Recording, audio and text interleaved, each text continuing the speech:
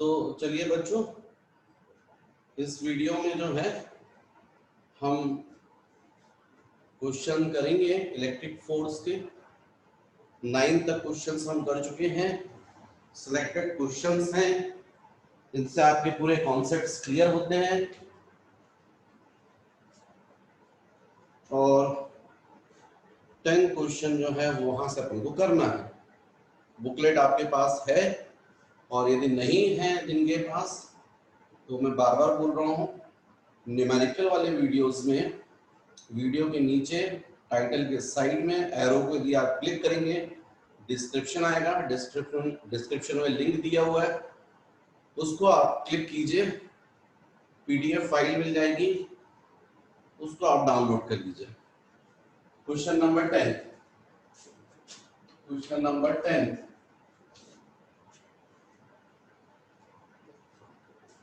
तो question number 10 है, 2 free point charges plus 4e and plus e are plus e 2 free point charges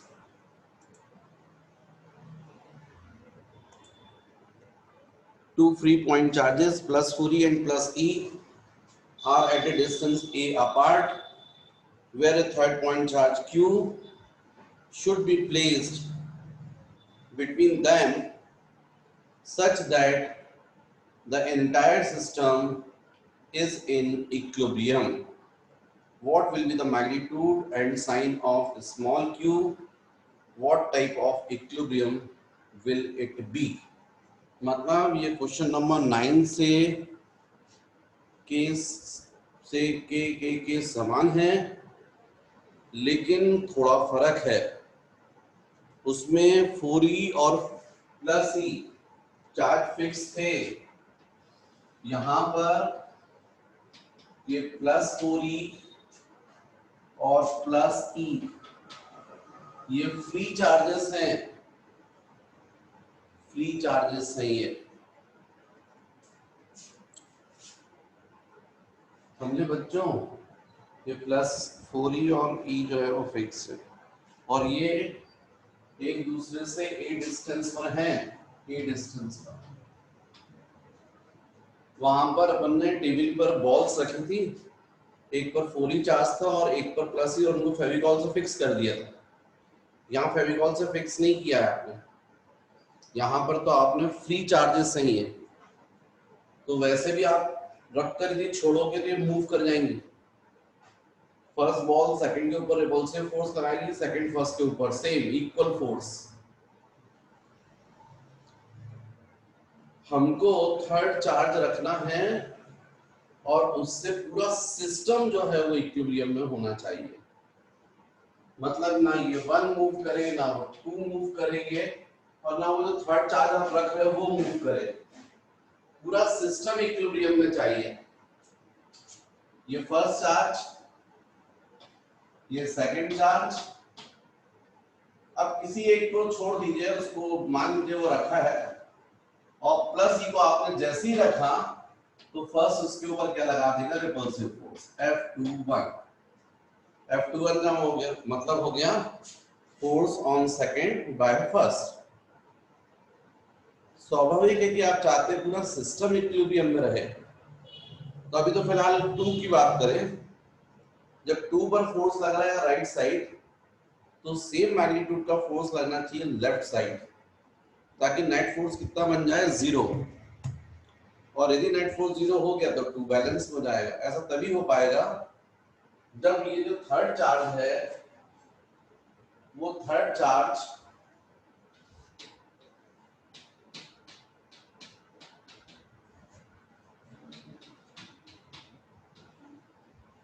negative हो, और मान लीजिए फर्स्ट से x डिस्टेंस पर रखा आपने, तो सेकंड से a माइनस x,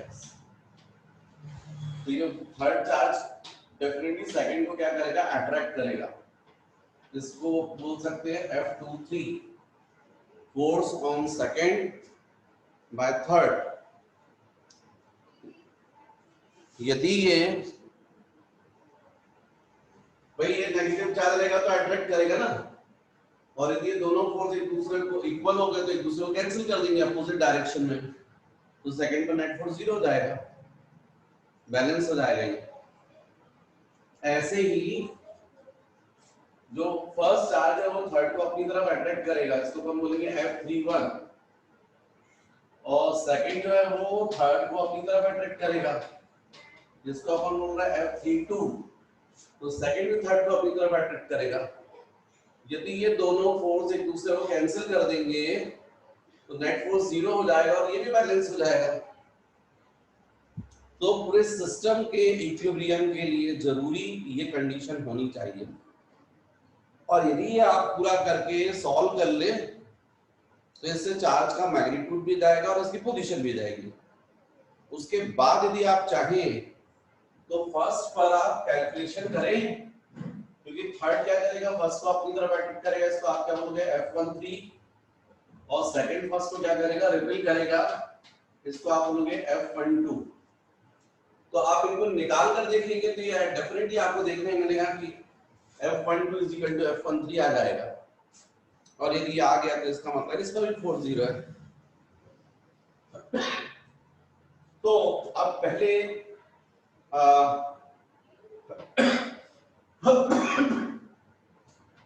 थर्ड के लिए हम कैलकुलेशन करें फॉर इक्विलिब्रियम ऑफ 3, मतलब वो माइनस साइन लेना पड़ेगा, वो तो आपके थ्योरी कॉन्सेप्ट रहेंगे। पर एक बात तय है कि यदि आपको इक्विलिब्रियम चाहिए सिस्टम, तो हर चार्ज पर नेट फोर्स 0 होना चाहिए।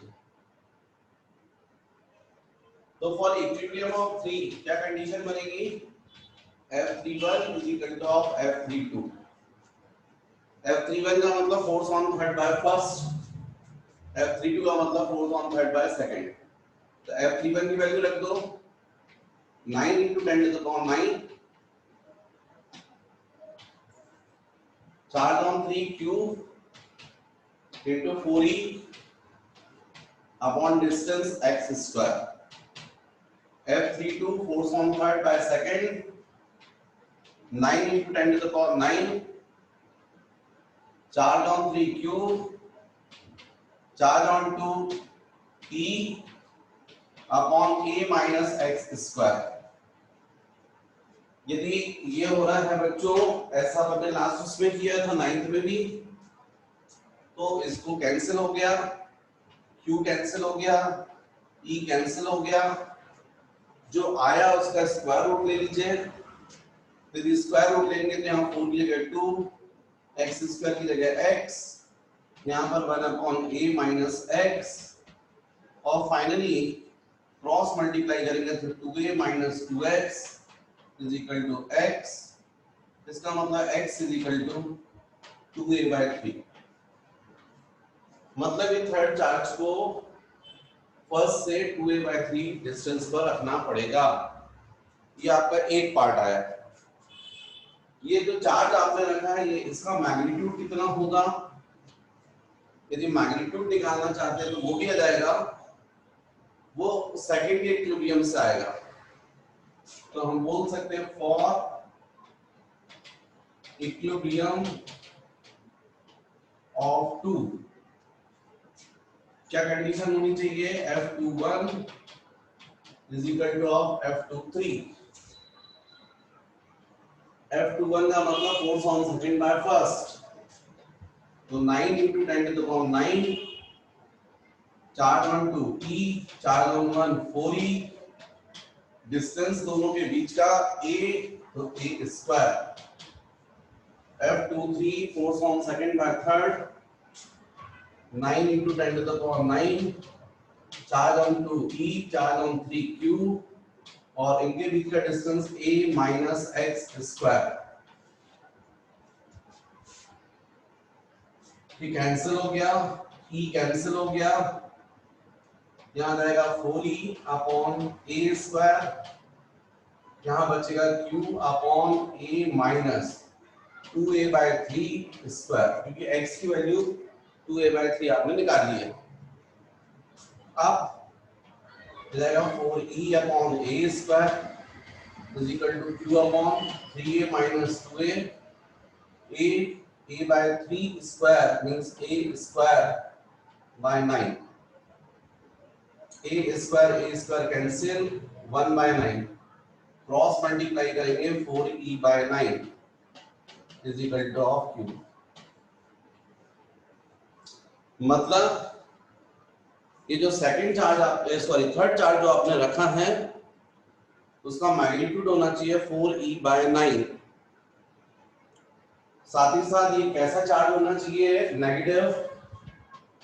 ये हमको समझ में आ गया अपने थ्योरी कॉन्सेप्ट के बेसिस पर। ये इक्विलिब्रियम कैसा होगा, स्टेबल या अनस्टेबल, तो उसके लिए आप किसी एक चार्ज को डिस्टर्ब करके देखिए। आपको क्लियर है कि चार्ज 3 को थोड़ा सा राइट साइड करोगे और सेकंड अपनी तरफ अट्रैक्ट कर लेगा, क्योंकि डिस्टेंस डिक्रीज हो जाएगा, ये फोर्स F32 इंक्रीज हो जाएगा। F is inversely proportional to R square.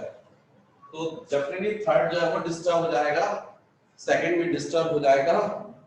कुल मिलाकर ये इक्विलिब्रियम जो है वो कैसा इक्विलिब्रियम है, अनस्टेबल इक्विलिब्रियम। तो आपको यहाँ पर पोजीशन पूछी गई थी, तो उसका आंसर होगा 2a by 3, चार्ज का मैग्नीट्यूड माइनस 4e by 9, और जो इक्विलिब्रियम होगा वो डेफिनेटली कैसा इक्विलिब्रियम होगा, unstable equilibrium.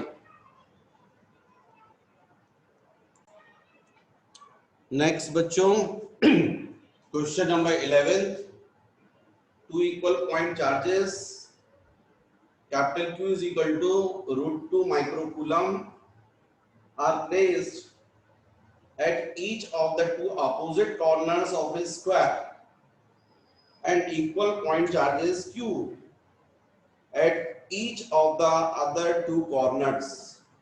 What must be the value of small q so that the resultant force on capital Q is 0? हमको स्क्वायर बोला गया है, यह है क्वेश्चन नंबर 11। यहां पर ये स्क्वायर बोला गया है, two equal point charges capital Q, ये कैपिटल Q, हालांकि ये √2 माइक्रोकूलम्स के हैं, पॉजिटिव भी है, are placed at each of the two opposite corners of a square and equal point charges small q at each of the other two corners, small q is small q. What must be the value of small q so that the resultant force on capital Q is 0? देखो ये तो तय है कि corner first, second, third और ये suppose fourth corner, इस पर भी स्मॉल q। हमको क्वेश्चन में बोला गया है इस पर कैपिटल Q या इस पर फोर्स 0 होना चाहिए। किसी एक को ले लीजिए, पूरा चूंकि सिमेट्रिकल है तो स्वाभाविक है जो कंडीशंस थर्ड पर बनेंगी वो सेम कंडीशन 1 पर बनेंगी, तो आप किसी भी एक को लेकर सॉल्व कर सकते हैं। तो आपको क्लियर है, ये फर्स्ट भी पॉजिटिव और थर्ड भी पॉजिटिव, तो फर्स्ट तो थर्ड को रिपेल करेगा, रिपल्सिव फोर्स लगेगा। इस रिपल्सिव फोर्स को आप बोल सकते हैं F31, force on third by first. जैसा आपने नंबरिंग की है उस हिसाब से F31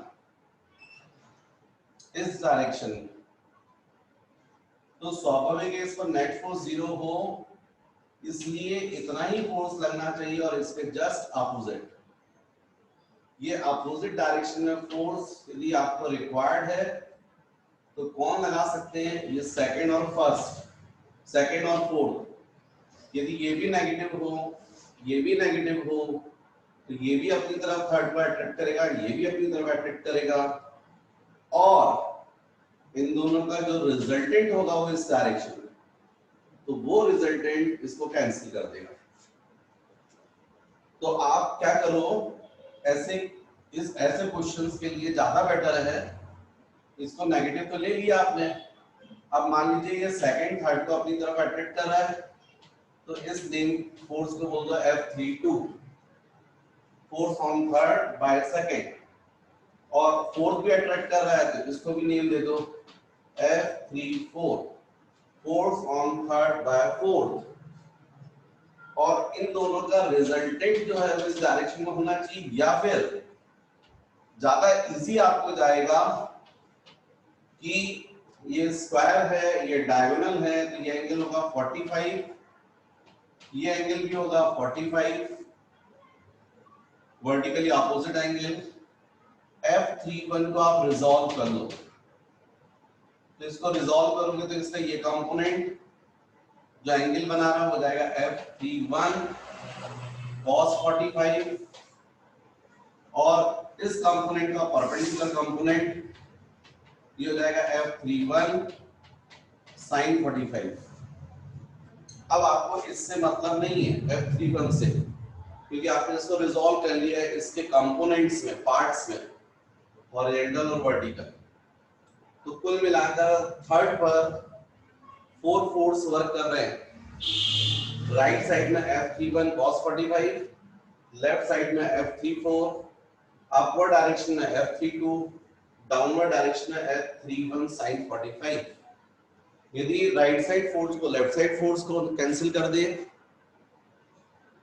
यदि इक्वल होंगे तो कैंसिल कर देंगे, और F32 को अपवर्ड को यदि डाउनवर्ड वाला कैंसिल कर दे, यदि इक्वल होंगे तो ये भी कैंसिल कर देंगे, तो डेफिनेटली नेट फोर्स जीरो हो जाएगा। मतलब हम बोल सकते हैं since FQ is equal to 0 या F3 is equal to 0, इसको नेट फोर्स जीरो। इसका मतलब है F31 cos 45 is equal to F34।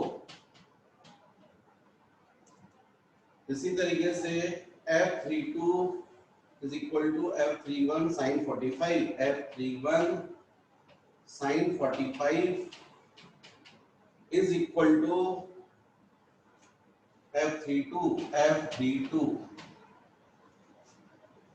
Right side force is equal to left side force, upward force is equal to downward force. पर मुझे लगता है किसी भी एक इक्वेशन की भी हेल्प ले लोगे तो शायद आंसर आ जाएगा, दूसरे की जरूरत भी नहीं पड़ेगी आपको। तो बाय इक्वेशन 1 बाय 1 वैल्यू रख दो F31 cos 45 is equal to F34। ये था आपका इक्वेशन नंबर 1, इसमें वैल्यू रख दो। पर ध्यान रहे ये स्क्वायर है, इसमें ये साइड यदि a है तो ये भी a होगी, और डायगोनल की लेंथ हो जाएगी a√2 बाय पाइथागोरस थ्योरम। तो F31 कितना होगा, force on third by first. अब आप बता सकते हैं 9 × 10⁻⁹, 4 9 3, तो कैपिटल Q 1 पर capital Q upon distance square. तो ये डिस्टेंस कितना दिखा, a√2 स्क्वायर इनटू cos 45 कितना होता है 1/√2। F31 force on third by fourth, तो आपको दिख रहा है थर्ड पर चार्ज कैपिटल Q, इस पर स्मॉल q, तो 9 × 10⁹ capital Q small q upon distance square a square. ये कैंसिल हो गया, एक कैपिटल Q कैंसिल हो गया, यहाँ a स्क्वायर होगा तो ये भी कैंसिल हो जाएगा, तो यहाँ बचेगा Q अपॉन √2 स्क्वायर, मतलब 2 हो जाएगा, और ये √2 is equal to small q। लेकिन हमको क्वेश्चन में कैपिटल Q की वैल्यू गिवन है √2 माइक्रोकूलम, तो √2 microcoulomb divided by 2 × √2 is equal to Q। √2 cancel, 1/2 का मतलब 0.5 microcoulomb is equal to Q। इसका मतलब स्मॉल q जो है उसकी वैल्यू इतनी होगी और साइन होगा नेगेटिव। नेगेटिव हमारे थ्योरी कॉन्सेप्ट के बेसिस पर है। तो हमको बच्चों इस स्मॉल क्यू की वैल्यू फाइंड करनी थी, जो हमने निकाल ली है, और वो आ रही है 0.5 माइक्रोकूलम नेगेटिव। यदि आप इन कॉर्नर्स पर 2 पर और 4 पर 0.5 माइक्रोकूलम नेगेटिव चार्ज रख देंगे तो निश्चित रूप से कैपिटल क्यू पर नेट फोर्स 0 हो जाएगा। नेक्स्ट बच्चों, ये क्लास वर्क के क्वेश्चंस थोड़ा टफ थे, होमवर्क क्वेश्चंस कंपैरेटिवली थोड़ा सा आपको आसान लगेंगे, मजा आएगा। पर अभी फिलहाल मैं करवाता हूँ क्वेश्चन नंबर 12। तो देखो 12 क्वेश्चन है, the charge on a conductor is minus 1.6 coulomb, how many electrons are in excess on it than normal state? भाई नेगेटिव चार्ज है, इलेक्ट्रॉन की डेफिशिएंसी से पॉजिटिव प्रोड्यूस होता है और इलेक्ट्रॉन के एक्सेस में होने से नेगेटिव। और यहाँ पर चार्ज की वैल्यू गिवन है, हमको n फाइंड करना है। तो by principle of quantification q is equal to ne, n is equal to q by e, n is equal to q हमको गिवन है 1.6 और डेफिनेटली ये है e हमको पता है 1.6 10 to the power minus 90, cancel n is equal to 10 to the power 90। इसका मतलब इतने इलेक्ट्रॉन्स बॉडी पर डेफिनेटली एक्सिस में हुए, जिसके कारण उसको कितना चार्ज आ जाएगा -1.6। क्वेश्चन नंबर 13, तो 13 देखिए, the conductor has 2.4 into 10 to the power minus 18 coulomb of positive charge. How many electrons are in excess or short? भाई पॉजिटिव चार्ज है मतलब इलेक्ट्रॉन्स की डेफिशिएंसी है।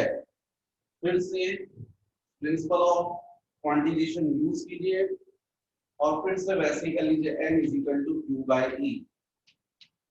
अब q अपन को गिवन है 2.4 into 10 to the power minus 18 और e हम लोग जानते हैं 1.6 into 10 to the power minus 9। इसको सॉल्व कर लीजिए, जो भी आएगा इतने इलेक्ट्रॉन्स की डेफिशिएंसी होगी, इसीलिए उस पर क्या है positive charge.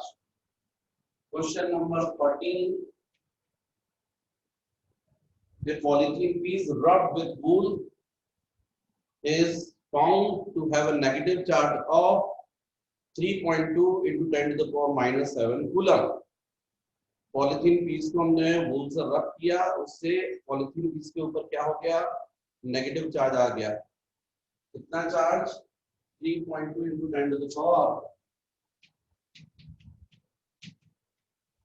the power minus 7 coulomb। Find the number of electron transferred from this to which? Is there any transfer of mass from wool to polythene?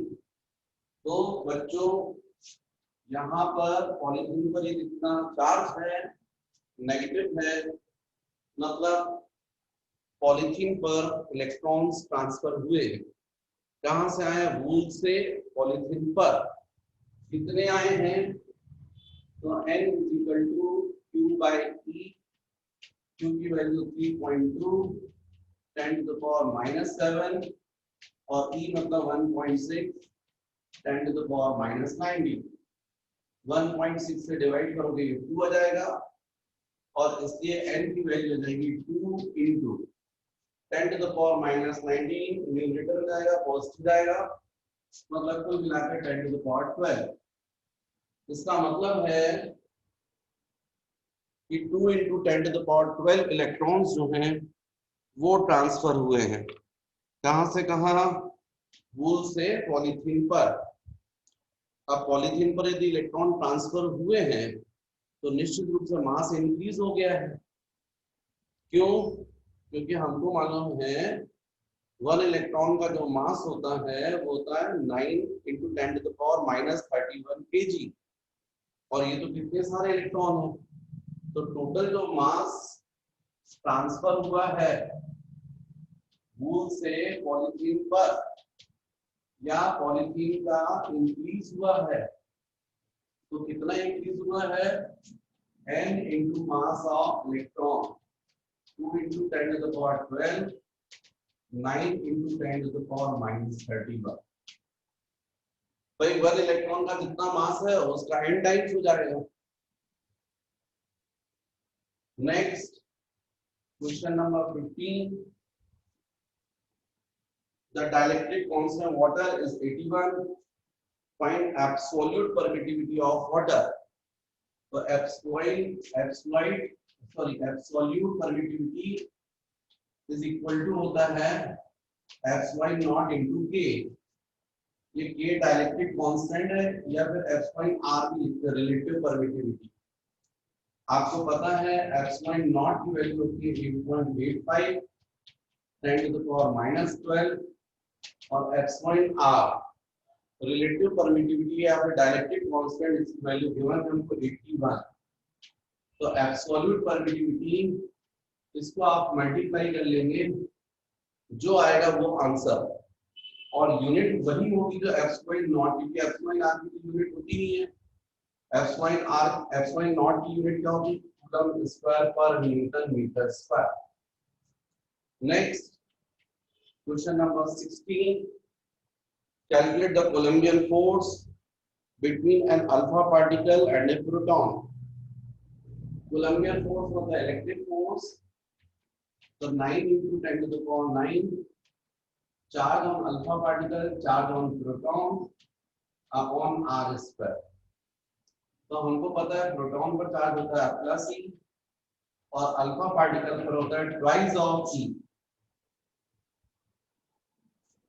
दो प्रोटॉन के इक्वल होता है, पॉजिटिव ही होता है, इसलिए इनके बीच में रिपल्सिव फोर्स लगेगा।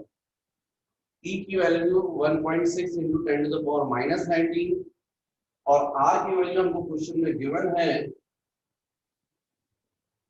5.12 into 10 to the power minus 15। R is equal to 5.12 into 10 to the power minus 15 metre. तो बच्चों इसको यदि आप इन वैल्यूज को इसमें सब्स्टिट्यूट करके सॉल्व कर लेंगे आपका आंसर आ जाएगा। आप याद कीजिए, ध्यान रखिएगा, ई की वैल्यू मतलब 1.6 into 10 to the power minus 19। Calculation तो कम से कम आपको करना चाहिए, उससे आपको भी फायदा मिलेगा। Question number 17, how far apart the two electrons are if the force between them equals the weight of electron, and what in case of proton? How far apart two electrons are if the force between them equals the weight of electron? तो definitely हमको मालूम है Fe equal to 9 into 10 to the power 9 charge on electron upon r square. यहाँ पर जो electron है उनके बीच में जो रिपल्सिव फोर्स लग रहा है वो लगना चाहिए equal to weight of electron. तो वेट हमको पता है m into g, तो Fe जो है इलेक्ट्रिक फोर्स होना चाहिए m into g, लेकिन m क्या है, मास ऑफ इलेक्ट्रॉन, तब तो वेट होगा ये। यहाँ सब्स्टिट्यूट कर दो me into g 9 into 10 to the power 9 into e square upon r square। इसका मतलब r square is equal to 9 into 10 to the power 9 into e square upon me into g। बच्चों यहाँ पर e मतलब होना चाहिए 1 पॉइंट, अच्छा r square है, स्क्वायर रूट ले लो, और ये जो आपको है इसमें e की वैल्यू सब्स्टिट्यूट कर दो 1.6 into 10 to the power minus 19। Mass of electron आपको पता है 9 into 10 to the power minus 31 kg। In values को रखिए और सॉल्व कर लीजिए तो डेफिनेटली आपको आंसर मिल जाएगा। तो ये रहा आपका एक्चुअली में क्वेश्चन नंबर 17 का solution.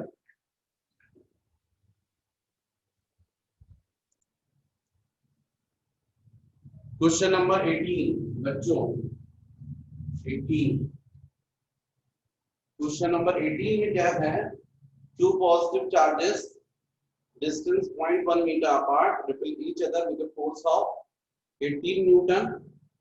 If the sum of the charges be 9 microcoulomb, then calculate their separate values. Two positive charges, let the positive charges q1 q2 and separation between them are 0.1 meter, repel each other with a force of 18 newton. If the sum of the charges be q1 plus q2 is equal to 9 microcoulomb, then calculate their separate values. फिर two charges बोला गया है, एक दूसरे से कितने distance पर, 0.1 metre distance पर, और इन चार्जेस के बीच में जो रिपल्सिव फोर्स है वो गिवन है, इन चार्जेस का समेशन गिवन है, सेपरेट वैल्यूज फाइंड करना है। इस टाइप के क्वेश्चन मैंने करवा दिया है आपको। भाई आप देखिए, इसको इक्वेशन नंबर 1 बोल लीजिए, f 9 into 10 to the power 9 q1 q2 by r square, force की value 18, 9 into 10 to the power 9 q1 q2 by r square means 0.1 square।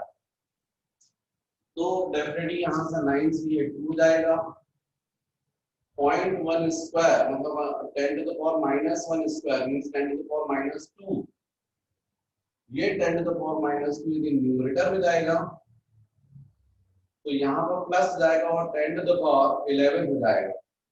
इसको डिवाइड करोगे तो जाएगा 2/10 to the power 11 is equal to q1 2। इसका मतलब सही मायने में आ जाएगा 2 into 10 to the power -11। आप चाहो तो इसको 10 से मल्टीप्लाई और 10 से डिवाइड कर दो, तो मल्टीप्लाई वाला 20 हो जाएगा और डिवाइड का रही है 10 to the power -12 हो जाएगा, q1 q2। ये हो गया इक्वेशन नंबर 2 आपके सामने है। टू इक्वेशन है 1 और 2। डेफिनेटली आप इनको सॉल्व करोगे तो q1 q2 की वैल्यू हो जाएगी। पर ऐसे क्वेश्चन में मैंने आपको समझाया था ज्यादा बेटर है इसको कैसे सॉल्व करो, तो q1 माइनस q2 की वैल्यू निकालो आप, तो q1 minus q2 whole square is equal to q1 plus q2 whole square -4 times of q1 q2। कौन सा फॉर्मूला लगा दिया मैंने, वो 9th क्लास का 8th क्लास का a minus b whole square is equal to a plus b whole square -4 times of ab। क्योंकि इसको सॉल्व करके देखो लेफ्ट हैंड साइड को राइट हैंड साइड में इक्वल आएगा। लेफ्ट हैंड साइड पे जाएगा q1 square plus q2 square -2 q1 q2, और राइट हैंड साइड पे भी सॉल्व कर दो तो सेम आएगा। इसका मतलब है q1 minus q2 is equal to root over. अब ये q1 minus q2 is equal to root over q1 plus q2 की वैल्यू आपके पास में है 9 माइक्रोकूलम, मतलब 9 micro -4 times of q1 into q2 मतलब है 20 into 10 to the power -12। इस तरीके से q1 minus q2 is equal to root over 81 micro square minus ये जाएगा 80, और बच्चों ये भी माइक्रो स्क्वायर ही लिखा हुआ है क्योंकि 1 माइक्रो होता है 10 to the power -6, स्क्वायर करोगे तो micro square is equal to 10 to the power -12। तो 10 to the power -12 की जगह आप माइक्रो स्क्वायर लिख सकते हो, तो कुल मिलाकर ये जाएगा 1 माइक्रो स्क्वायर, मतलब q1 minus q2 is equal to 1 micro coulomb, and this is equation number 3। यहाँ पर इक्वेशन 1 में था वो 9 माइक्रो कूलम, ये केवल आपको क्या करना 1 प्लस e करना है, तो डेफिनेटली इसको इससे ऐड करोगे तो plus q2 minus q2 cancel कर देगा, q1 plus q1 2q1 9 micro plus 1 micro 10 micro आ जाएगा। इसका मतलब Q1 is equal to 5 micro coulomb. Q1 की वैल्यू कितनी आ जाएगी 1 माइक्रो कूलम। जब Q1 की वैल्यू 1 सॉरी Q1 की वैल्यू 5 माइक्रो कूलम, इस 5 माइक्रो कूलम के लिए यहां सब्स्टिट्यूट कर दोगे तो Q2 की वैल्यू कितनी आ जाएगी 4 माइक्रो कूलम। तो इस तरीके से ये हो गया आपका question number 18 18।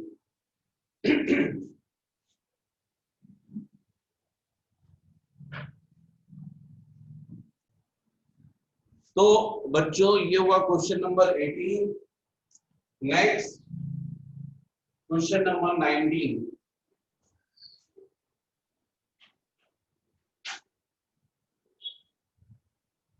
Question number 19।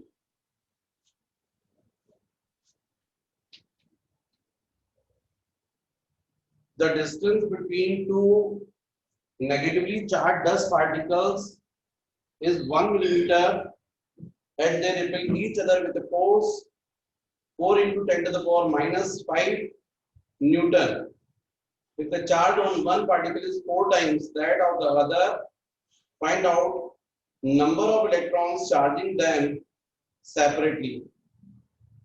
The charge on electron is given 5 by 3 into 10 to the power minus 19. तो आपको पता है। ये तो बहुत सिंपल क्वेश्चन हो गया। The distance between two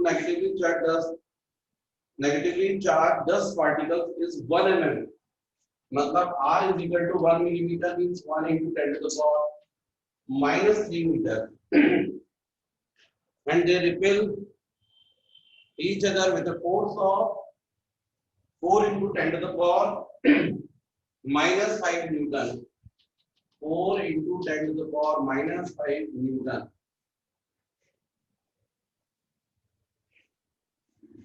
If the charge on first is 4 times of the other,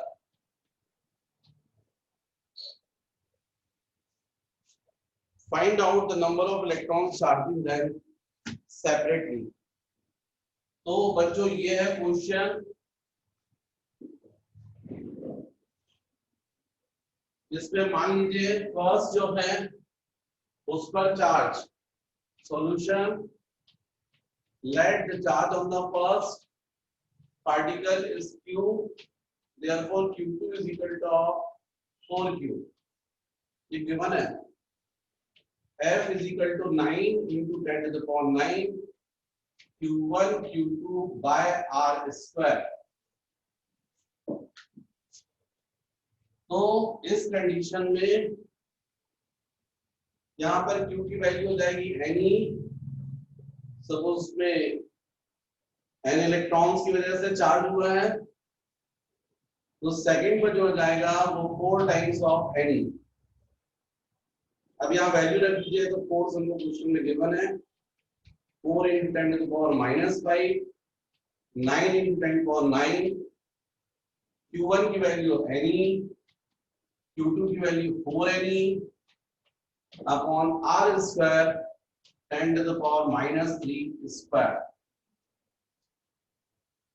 यहाँ पर इसको सॉल्व कर लीजिए जाएगा 4 into 10 to the power minus 5 ये हो जाएगा 9 into 10 to the power 9 upon ये हो जाएगा 10 to the power minus 6 into यहाँ बचेगा 4 n e square 4 into n square e square 4 4 cancel cross multiply कर दीजिए जाएगा 10 to the power minus 5 10 to the power minus 6 मतलब 10 to the power minus 11 upon 9 into 10 to the power 9 is equal to n square e square।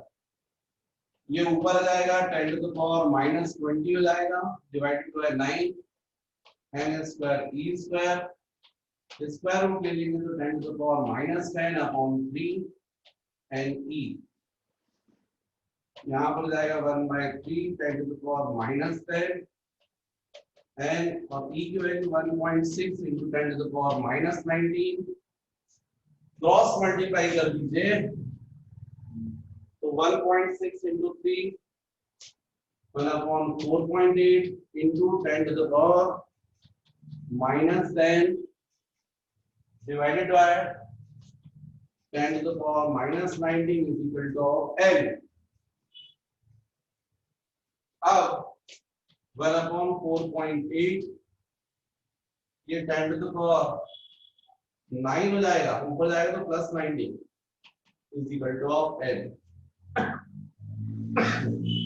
यदि close answer आपको निकालना है, exact answer निकालना तो इसको सॉल्व करना पड़ेगा, पर यदि क्लोज आंसर निकालना है तो 4.8 मतलब अप्रोक्सीमेटली 5 और ये जाएगा 10 into 10 to the power 8 is equal to n. So 5 से 2 तो n is equal to 2 into 10 to the power 8. मतलब फर्स्ट चार्ज को कितने इलेक्ट्रॉन्स, कितने नंबर ऑफ इलेक्ट्रॉन्स ने के एक्सेस की वजह से चार्ज आया था n 2 into 10 to the power 8 और सेकंड पर इसका 4 टाइम्स ये n1 की वैल्यू हो जाएगी और n2 is equal to 4 times of n मतलब 8 into 10 to the power 8.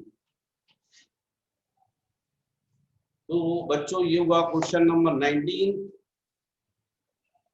मुझे लगता है कि क्वेश्चंस मैंने आपको इलेक्ट्रिक फोर्स पर करवाए हैं, बहुत है. बाकी क्वेश्चंस जो बुकलेट पर है वो आप सॉल्व कीजिए सेल्फ, और कोई डाउट है तो फिर आप मुझे बताइए, कमेंट्स के थ्रू बताइए.